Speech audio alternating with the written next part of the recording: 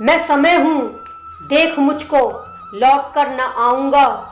कद्र कर मेरी हे मानव, सर्वस्व तुझे दे जाऊँगा। भगवान का दिया हुआ कभी अल्प नहीं होता, जो बीच में ही टूट जाए वो संकल्प नहीं होता। हार को लक्ष्य से दूर रखना, क्योंकि जीत का कोई संकल्प नहीं होता।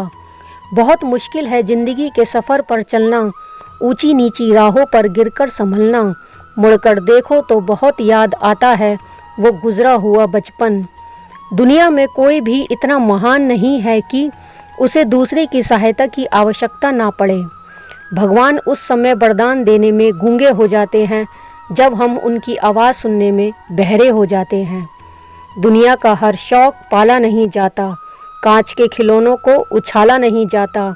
मेहनत करने से हो जाती है मुश्किल आसान, क्योंकि हर काम तकदीर पर छोड़ा नहीं जाता। तुम अपने शरीर को मत संवारो, शरीर को तो एक दिन मिट्टी में मिल जाना है।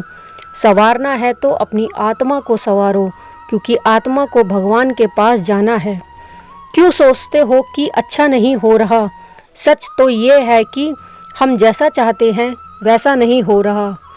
कोई तुम्हारा साथ दे या ना दे, पर कभी दुखी मत होना, क्योंकि खुद से बड़ा दुनिया में कोई हमसफ़र नहीं होता। माँ बाप को कभी छोड़ना मत, हवाओं का रुख बदलते देखा है हमने। ज़िंदगी भर साथ नहीं देता कोई, सिर्फ माँ बाप की दुआओं का ही असर रहता है। क्या आप जानते हैं, क्रोध का पूरा खानदान है।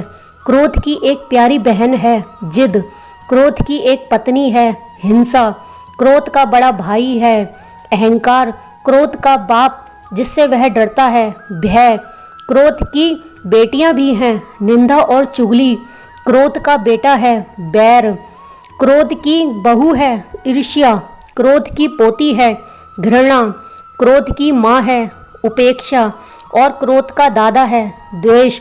तो समझे आप, इस खानदान से हमेशा दूर रहना और हमेशा खुश रहा करो।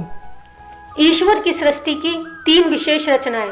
पहला, ईश्वर ने अनाज में कीड़े पैदा कर दिए, नहीं तो इंसान अनाज को भी सोने व चांदी की तरह इकट्ठा करता।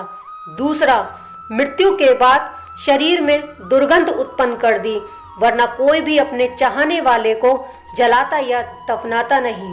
तीसरा, जीवन में किसी भी प्रकार का संकट आए तो रोना और समय के साथ भूलना, नहीं तो जीवन में निराशा हो जाती, जीने की इच्छा नहीं होती।